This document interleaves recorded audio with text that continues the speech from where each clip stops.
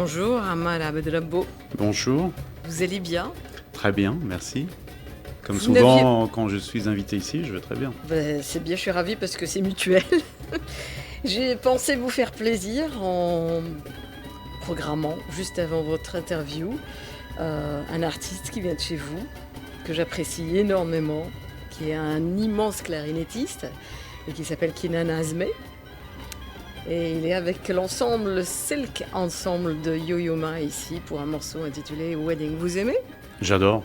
C'est joli, C'est un hein? très beau morceau. Je connaissais moins le travail de Keenan avec des vocalises comme ça, Mhm. mais c'est magnifique. Ça donne une super pêche et j'en ai besoin. Vous n'avez pas besoin de qu'on vous donne la pêche, vous l'avez tout court. Ça fait quoi? Ça fait même pas 2 mois qu'on a assisté à une exposition à Bétédine qui vous concernait. Et là, vous revenez avec un super travail, très différent par contre, qui a rien à voir, et c'est tant mieux, à l'Institut français. Démarrage le 5, donc c'était hier. On en parle ce matin et ça se poursuit jusqu'au 19. Donc on a plus ou moins le temps, mais ne pas laisser au lendemain, comme je le dis tout le temps, on finit par se faire rattraper par le temps. Alors, Immatricule, c'est une série de photos de nus féminins, voilà, qui change un tout petit peu de votre univers habituel, enfin pour ceux qui vous ont connu lors de vos expositions au Liban, mais avec des numéros de matricule de voitures, donc Voilà, réels. Avec des supports, cette fois-ci, qui n'ont rien à voir avec le support de la photo en tant que tel, donc pas du papier, mais, absolument. mais C'est du du métal. métal. Ouais. C'est du métal pur. Mhm. Et c'est un nouveau procédé de sublimation, c'est-à-dire, j'aime bien le mot déjà, parce qu'on a l'impression que ça sublime le travail, mais disons que c'est un procédé surtout qui balance des couleurs à l'intérieur de plusieurs couches sur un aluminium. Et ensuite, on a donc ce tirage sur métal, et que j'ai ensuite traité un petit peu comme une voiture, c'est-à-dire en perçant des trous et en installant des plaques d'immatriculation dessus, des vraies plaques qui viennent de vraies voitures. Alors, comment se passe le procédé exactement? Parce que vous dites envoyer des couleurs sur le métal. Ça se passe comment exactement? C'est un transfert, c'est-à-dire Comme un transfert normal. sur les t-shirts, Ouais. absolument. Ouais. Donc on a la photo qui est imprimée sur un papier transfert, Mhm. et ensuite ce papier de transfert est compressé sur la plaque de métal qui entre dans un four à, je sais plus, 200 degrés ou 300 degrés. Et avec cette température, donc c'est là où intervient ce qu'on appelle la sublimation thermique, c'est-à-dire que les couleurs passent du transfert, enfin du papier jusqu'au jusqu'au métal. métal, voilà. Ah, c'est intéressant ça. Alors, ce thème vous interpelle très, très probablement. Vous avez choisi de mettre en scène un seul modèle pour toutes les photos que vous exposez. C'est le même modèle féminin, histoire d'une part, de nous rappeler un tout petit peu que notre identité, on se la fixe nous-mêmes quelque part, et quelque part, c'est nous qui nous limitons et nous emprisonnons et dans un corps, et dans une situation, et dans une identité. Est-ce que vous pensez qu'on peut ne pas avoir de numéro de matricule, en gros? Alors, il y a plusieurs choses dans ce que j'avais envie de montrer. D'abord, effectivement, le fait qu'on soit tous prisonniers de nos stéréotypes, de nos clichés, du fait que dès qu'on voit quelqu'un, on nous présente une personne, si on nous dit qu'elle est allemande ou qu'elle est canadienne ou qu'elle est sud-africaine, on va tout de suite, sans même qu'elle ouvre la bouche, on va tout de suite la L'étiqueter, cataloguer, oui, bien l'étiqueter, sûr. on va se dire tiens, elle doit être plutôt ceci, plutôt cela, et en fait on n'en sait rien. Mhm. C'est comme ça, c'est une norme sociale, on va dire, qui est regrettable. Euh, Ensuite... Mais c'est une norme sociale qui a toujours existé. Oui. Aujourd'hui, elle est un peu exacerbée à cause des tensions qui régissent le monde, mais c'est une norme sociale qui a toujours existé. Qui a toujours existé. Aujourd'hui, elle est beaucoup plus forte au niveau des États. C'est-à-dire que les États traitent vraiment les citoyens en fonction de leur papier. Ouais. Ça, c'est vraiment très fort. Mais nous, au quotidien, on le fait. Alors peut-être que nos grands-parents... alors, c'est différent parce que nos grands-parents n'avaient pas forcément Vous n'avez pas accès à toutes ils n'avaient les pas accès informations, à toutes ces nationalités. Ils avaient peut-être plus de préjugés. Nous, on se targue, on va dire, d'avoir une société sans préjugés, cosmopolite, ouverte, qui voyage. Qui a dit ça? C'est vous qui le dites, hein. Ça n'engage que vous. Mais disons que c'est le discours un peu ambiant, mais quand Ouais. on regarde de près, on est resté victime et on est resté prisonnier de toutes ces étiquettes. Et c'est malheureux. Donc j'ai voulu d'abord dire ça, et ensuite, vous avez raison de dire que on a un numéro d'immatriculation qu'on porte en nous. Alors, c'est pas une plaque qui est visible. Non, ce serait bien si c'était une plaque. Ce serait moins risible, effectivement, parce qu'au moins, on afficherait les couleurs. Absolument. Mais il y a aussi un numéro, c'est-à-dire que vous et moi, on a des téléphones portables, et ces téléphones portables sont reliés à un réseau mondial, et ce réseau mondial nous attribue des adresses, qu'on appelle des adresses IP. Oui, bien sûr. Et donc, ces adresses IP sont une forme d'immatriculation, parce que quelqu'un qui sait un peu y faire, ou qui a envie de s'y mettre, peut très vite tracer ou traquer une adresse IP et peut savoir que là, par exemple, tous les deux, nous sommes pas très loin l'un de l'autre. Et si on était encore un peu plus proches, il le saurait aussi. Et c'est ça qui est extraordinaire. C'est que là, personne ne nous a obligés, personne ne nous a forcé la main. Et on est tous allés nous acheter des numéros d'immatriculation que nous avons mis sur nous et qui signalent à qui veut où nous sommes, ce que nous faisons, et où nous voyageons, etc., etc. Alors, le fait d'utiliser de vraies plaques d'immatriculation le rend encore plus réel, parce que depuis que ces plaques existent et depuis que le téléphone portable existe, il y a un système où, avec votre numéro de plaque d'immatriculation, on sait exactement où vous êtes, on vous appelle au téléphone, on est encore plus cerné, quoi. Oui. La plaque, moi, ça m'amusait, parce que la plaque, très souvent, on a tous fait cette expérience, même si on est gentil, ouvert au monde, etc. Mais on a tous eu un jour un conducteur ou quelqu'un à côté de nous, peut-être un papa ou une maman. Vous êtes en train de rouler et d'un seul coup, il y a une plaque différente qui arrive, on va dire. Là, au Liban, par exemple, elle peut être syrienne, mais en France, elle peut être belge ou allemande ou n'importe quoi. Et quelqu'un dans la voiture va dire quelque chose du style « Regarde-moi cet idiot de Belge, regarde-moi cet idiot d'Allemand, etc. » Les touristes. Oui, alors qu'on n'en sait rien. On n'a même pas vu qui est au volant. On ne sait même pas si c'est un as du volant, si c'est quelqu'un qui est sympathique, qui est méchant, qui est drôle. On n'en sait rien du tout, mais très vite, la plaque est déjà un marqueur identitaire qui très vite va dire, on va désigner cet autre, ce différent, pour dire c'est un imbécile, c'est un idiot, qu'est-ce qu'il fait là, il n'a rien à faire ici, etc., etc. Ça marche aussi en France, par exemple, sur les départements. Si vous avez une plaque 75, c'est-à-dire Paris, il y a plein d'endroits où vous n'êtes pas bien reçu, alors que bon, vous pouvez être quelqu'un de tout à fait sympathique. Oui, et j'ai constaté, moi, dernièrement, chez les jeunes Libanais, dont vous parlez parfois, de temps en temps, donc, que les gens sont catalogués aussi par le numéro de téléphone, le 03, le 02, 01, 09 en l'occurrence. Donc, c'est par région. Donc, le 09 est censé être un peu moins élevé que le 01. Aïe. Oui, alors non, mais je vous assure, parce que ça m'a interpellée maintenant que vous en parlez, je trouvais ça assez drôle comme expression qu'il s'est changé. C'est un 09. Ah d'accord, bon c'est un 09, ça veut dire ce que ça veut dire. Sans offense aucune à ceux qui sont 09 et qui nous écoutent ce matin. Alors on le comprend bien que vous êtes au cœur de cette thématique qui enclenche de vives polémiques encore partout dans le monde et qui continuera de le faire à mon avis longtemps, et qui est l'identité. Mais pas que l'identité en tant que telle, vous allez la retrécir également à l'identité féminine, au harcèlement dont on parle beaucoup en ce moment, aux préjugés que vous avez déjà évoqué.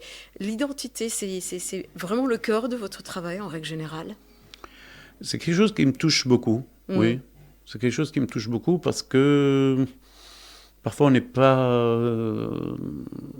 sûr de la définir, on ne sait pas très bien de quoi on parle, mais on sait que c'est là, on sait que les autres vous l'envoient à la gueule. Ça peut être multiple, ça peut être plutôt agréable d'avoir plusieurs identités, comme ça peut être handicapant, etc. C'est quelque chose de très important, oui, je pense. Vous voyez évoluer comment ce concept d'identité?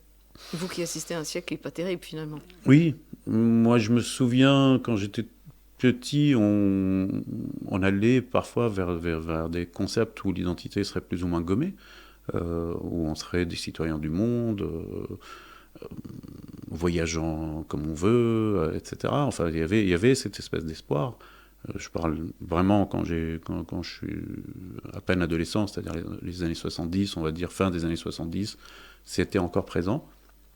Après, là, on est, depuis quelques années, on est devant des montées identitaires effrayantes, c'est vraiment le mot, effrayantes, c'est-à-dire que ce soit ici ou en Europe, Et il y a ces espèces de crispations sur des bouts d'identité. Je veux dire, les gens vont s'arrêter à un tout petit bout d'identité qui les touche, euh, qui peut être qui peut s'exprimer par une tenue, par un chapeau, par j'en sais rien, et s'accrocher dessus, mais vraiment au point de vouloir en découdre par les armes ou autre, quoi. Donc oui, cette crispation me gêne. Elle me gêne tout le monde. Hein. Oui, mais elle me parle. Enfin, je veux dire, c'est pas quelque chose de totalement abstrait. Je le vois autour de moi. Je vois des gens qui sont dedans. Il n'y a pas longtemps, on a eu au Liban une affaire quand même qui était une très grosse crispation identitaire. Et j'étais surpris de voir beaucoup d'amis à moi qui étaient plutôt, on va dire, ouverts et généreux, qui sont devenus à ce moment-là parfaitement, enfin, très fermés et très durs. Alors, on le disait en début d'entretien, il s'agit de corps féminins nus. Est-ce que ça pose un problème, le nu ? Malheureusement, oui, toujours. Ouais. Toujours, on a l'impression... Déjà, le corps pose un problème. Oui. Alors, s'il est nu... On en parle beaucoup en ce moment. Je crois qu'on était plus à l'aise avec nos corps il y a 30 ans. J'ai l'impression. Oui, qu'aujourd'hui, on était beaucoup moins puritain et prude, et ça allait beaucoup mieux. Mais bon, le nu qui pose un problème, moi j'étais ravie de constater le genre de nu. Je le discutais un tout petit peu avec vous avant d'entrer en studio. Alors vous avez choisi un corps légèrement imparfait, un corps avec des formes, ce qui est également un concept dont on parle beaucoup en ce moment. On essaie de s'éloigner des stéréotypes des mannequins qui sont toujours exposés un peu partout et auxquels toutes les femmes tentent de ressembler vainement. Là, c'est un corps humain, mais vraiment humain. Dans le sens large du terme, un corps qui a vécu, un corps qui vit, un corps qui vibre. Ça se sent dans la photo et vous avez choisi d'en avoir tout juste un. Pourquoi ? Pourquoi le même ? Alors, le même d'abord parce que je rebondis juste sur un mot que vous avez dit qui me touche beaucoup, c'est un corps humain. Effectivement, c'est l'humanité même, c'est-à-dire c'est nous. Qu'on soit homme ou femme, qu'on soit petit ou grand, peu importe. Mais quand on regarde ce modèle, c'est nous. Et c'est un modèle qui évolue toujours dans les photos, dans un univers délabré, dans un univers qui fout le camp, qui se casse la gueule, qui n'est pas entretenu. Ce sont des maisons qui tombent en ruine, ce sont des endroits cassés par la guerre, etc., etc. Ça aussi, c'est toujours présent dans votre travail. Oui, j'avais envie vraiment de la voir, elle, dans ces décors-là, parce que c'est un peu nous, dans ce monde qui perd parfois certaines valeurs, où l'ignorance est de plus en plus importante, alors que, là encore, moi je vais faire preuve de naïveté, mais moi, avec l'arrivée d'Internet il y a 20 ans, je me suis dit, chouette, on va avoir accès à des bibliothèques mondiales, à des sources d'informations incroyables, on va pouvoir très vite démentir une rumeur ou un mensonge. Oui, on en a surtout répandu beaucoup. Voilà, plus. et en fait, 20 ans après, on se rend compte que l'ignorance ne s'est jamais aussi bien portée. C'est hallucinant. C'est-à-dire, vous dites n'importe quoi aujourd'hui, et plein de gens vont le reprendre en s'indignant, en hurlant, en criant, sans prendre 2 secondes pour vérifier si c'est vrai ou faux. Ou même y réfléchir. Avant d'afficher une opinion. Et donc, on va dire cet effondrement des valeurs dont le savoir, dont la connaissance fait partie, c'est ce monde-là qui s'effondre. Et cette personne humaine, effectivement, avec un corps imparfait, moi je le trouve... moi je le trouve parfait, personnellement. Ouais. Après, c'est une question de goût. Disons que oui, imparfait pour qui ? Pourquoi ? Justement, c'est encore une autre chose à définir. C'est une autre chose à définir, c'est encore une autre étiquette. Est-ce qu'il y a une norme ? Faut-il qu'il y ait une norme ? Pendant longtemps, il y a une norme, en tout cas dans les défilés de mode ou dans les magazines féminins, qui était, on va dire, l'Européenne de l'Est, qui avait 17 ans. Ouais. Parce qu'un peu plus, c'est trop vieux. Et qui est presque androgyne, ou en tout cas avec très peu de forme, très musculeuse, très musculaire, très... sportive, etc. Et puis on s'est rendu compte depuis maintenant 4 ou 5 ans que effectivement cette image ou ce standard, parce que c'est devenu un standard, rendait les femmes extrêmement malheureuses parce que à part si vous êtes ukrainienne à 17 ans et très sportive, en dehors de cette catégorie-là, tout le monde... Il y a de fortes chances que vous ne ressembliez pas voilà, à ça. Voilà, exactement. Et Et donc, il y a cette espèce de course pour essayer de ressembler à ça, mais bon, il faudrait gommer euh, tous les attributs, toutes les rondeurs, etc., qui pour moi font un corps. Un corps, c'est aussi ça. Il faut qu'il y ait, matière, notamment pour un photographe. Il faut que ce soit un corps qui vit, oui. Alors quand on dit un corps qui vit, c'est un corps. Effectivement, il y a des parties qui sont un peu plus lourdes, un peu plus tombantes peut-être, des parties imparfaites, il y a des vergetures, il y a des choses comme ça, mais on y sent la vie. Ce sont ces corps-là qui ont inspiré les plus grands peintres, il ne faut pas l'oublier. Absolument, absolument. Je ne sais pas pourquoi on a fait ce volte-face en 200 ans, mais quand même, c'est quand même ce corps-là qui a inspiré les plus grands peintres. Absolument. Alors, mais au-delà de cet aspect humain du corps, il y a autre chose qui vous a interpellé, j'imagine, chez ce modèle que vous avez choisi. Il ressemblait à ce que je cherchais. C'est-à-dire, je cherchais un modèle, comme vous avez dit, vivant, humain, etc. Et j'en ai reçu plusieurs qui étaient tout à fait valables. Je les remercie d'avoir joué le jeu, en tout cas d'avoir eu l'envie de faire partie de ce projet. Mais ça ne convenait pas forcément. Et puis je suis tombé sur ce modèle qui correspondait exactement à ce que je voulais, qui avait envie de faire ce projet ensemble. Et je tiens à la saluer là, parce que c'était vraiment pas évident. C'est-à-dire que parfois, et les gens qui viennent à l'expo sont très surpris, parce qu'ils disent « Mais enfin ça, c'est dans la rue ?» Oui, c'est dans la rue. Mais ça, elle est vraiment rentrée dans la mer? Oui, elle est vraiment rentrée dans la mer. Vous avez eu des problèmes? Toute nue. On n'a pas eu de problème, non, mais on aurait pu en avoir. Et d'où son courage, parce que... Et toutes les photos ont été prises ici, ou pas forcément? La grande majorité au Liban. Ouais.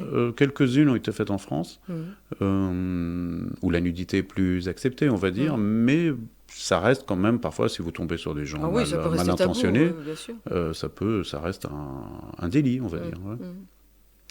Alors justement, vous parlez, en mettant en scène cette femme, je vais dire les choses crûment, mais on voit qu'il y a aussi des pare-chocs généreux.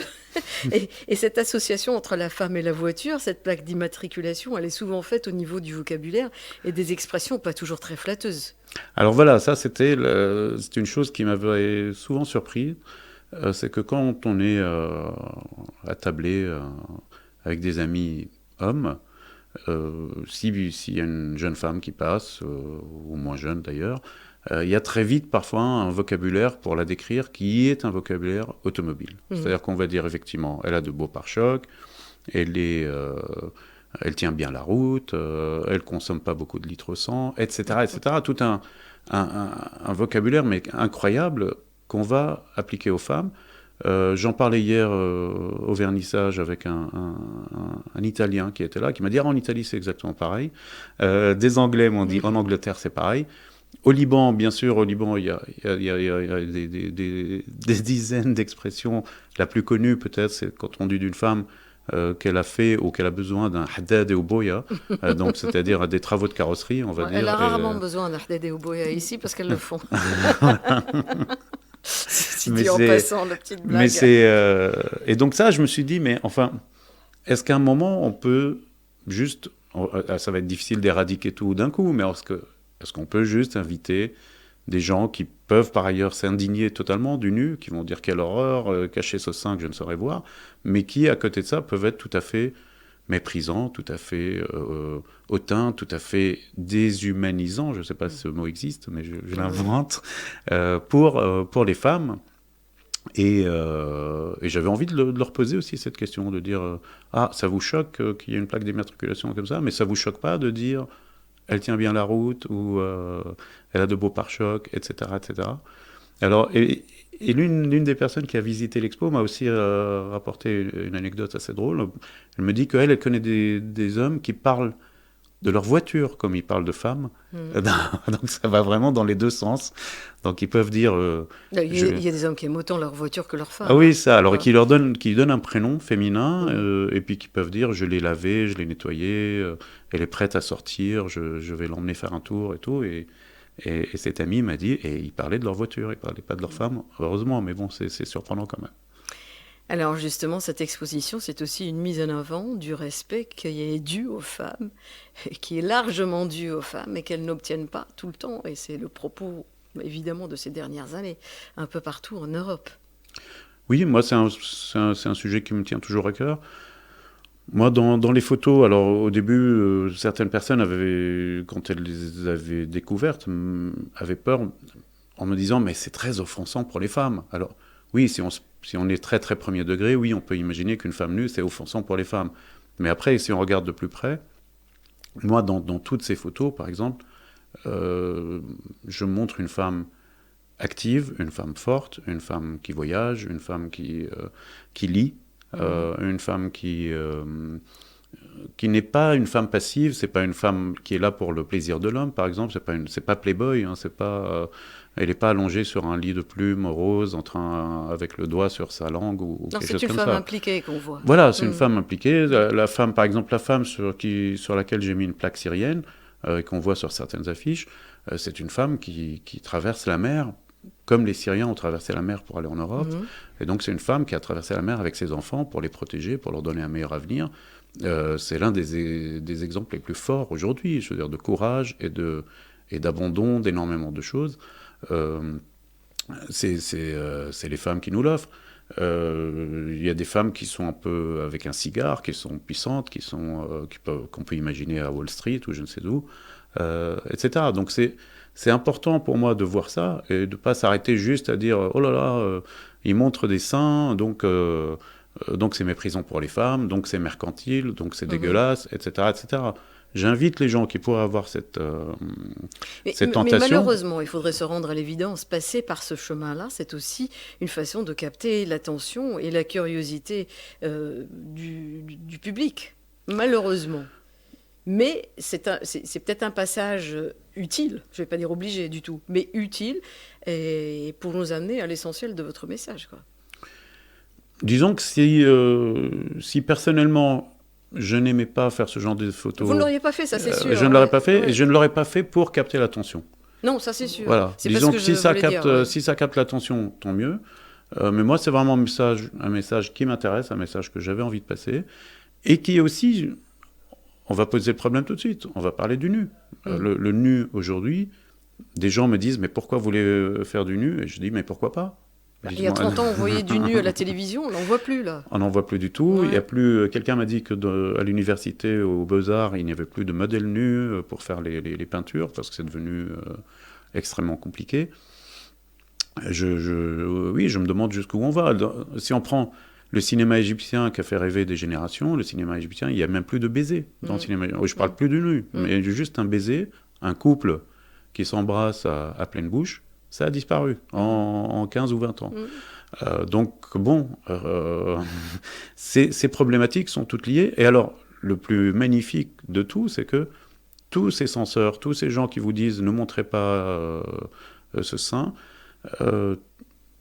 tous le font ou le disent, disons, au nom d'une société vertueuse, d'une société propre, d'une société saine, etc. Il n'y a plus rien de vertueux. Mais quand on se balade dans la rue, mais il y a une frustration sexuelle incroyable, et de cette frustration, on arrive à des violences, à des attaques sur les femmes. Je veux dire, les femmes voilées se font harceler, les femmes, dans les pays où les femmes portent un niqab, elles se font harceler quand même. Enfin, je veux dire, ça s'arrête où ? À quel moment est-ce que quelqu'un va dire « Non, ce n'est pas lié aux vêtements », c'est dans la tête du harceleur, c'est dans la tête du violeur que ça se passe. Ouais. Donc vous pouvez mettre votre jupe et ne pas vous sentir du tout responsable de ce que vous allez entendre dans la rue. Hein. Oui, c'est ce qu'il faudrait, oui. Oui, absolument. Alors, promettez-moi une chose, Amara Bedrabo. La prochaine expo, c'est des hommes nus avec des biberons et des langes. Juste le contre-pied, quoi. Je vois un peu votre fantasme, Nanette, mais... Bon, alors... Je ne sais pas si je peux tenir la promesse, mais je vais voir. Essayez. Bon, exposition donc qui va se prolonger jusqu'au 19, mais il y a également une discussion qui va avoir lieu le 13, c'est ça, si je ne m'abuse ? Absolument, vendredi 13. On n'a pas choisi la date exprès. Il paraît que ça porte bonheur ou malheur, ça dépend, oui, au choix. Donc vendredi 13, je crois que c'est 18h30, je ne suis pas tout à fait sûr. Mais on a eu envie de parler de ça, justement, de parler de ces problématiques liées au corps, liées au nu, avec des femmes différentes. Donc il y aura Joumana Haddad, qui est écrivaine et journaliste qu'on ne présente plus, mais qui a eu, elle aussi, elle a eu affaire à toutes ces questions-là. Oui, toutes ces questions, quand bien elle sûr. dirigeait un magazine, on va dire érotique, ou en tout cas un magazine qui parlait de ces choses-là. Et nous aurons aussi Nadine Farral, qui est une avocate, qui nous donnera aussi le point de vue légal, parce qu'on ne sait pas très bien ce qu'on peut montrer, ce qu'on ne peut pas montrer, ce qui est possible, ce qui est interdit, ce qui est toléré, etc. Donc c'est toujours intéressant d'avoir un peu ce regard. Et aussi Ala Bejani, qui dirige une ONG, on va dire, de réforme politique, et qui viendra aussi donner son avis sur les réformes qu'on pourrait faire dans ce domaine-là. Alors, ce qui est marrant, c'est qu'on tente de s'ouvrir en ce moment, alors qu'on était complètement ouvert et qu'on s'est fermé entre-temps. En ce moment, vous avez dû le constater, il y a une campagne de sensibilisation pour venir consulter et évoquer des problèmes sexuels, chose qu'on n'avait pas vue auparavant. Du moins comme ça publiquement. Alors je rappelle que le titre de la table ronde est Corps entre objectivisation et liberté. C'est à 18h, juste pour confirmer vous dire. C'est au Café des Lettres donc. Et c'est le vendredi 13 septembre. L'exposition qui s'intitule Immatricule a donc démarré hier le 5. Elle se poursuit jusqu'au 19. Ne la manquez pas, il y a des horaires d'ouverture spécifiques. Je suis pas sûr des horaires d'ouverture, on peut les voir. Sûr, oui. Mais sinon, il y a des visites guidées. Donc, il y en a une ce samedi, demain, à 11h du matin. Et il y en a une autre mercredi 11 septembre à 18h. Donc, c'est des visites guidées où je serai là, où je pourrai expliquer des choses et où je pourrai répondre aussi aux questions qu'on pourrait me poser. Mais les horaires quotidiens, c'est ceux de l'Institut français, donc je pense que c'est grosso modo 10h, 17h, mais je ne suis pas sûr. Merci beaucoup à Amal Abdrabou d'être venu me parler de cette exposition qui s'intitule, je le rappelle, Immatricule.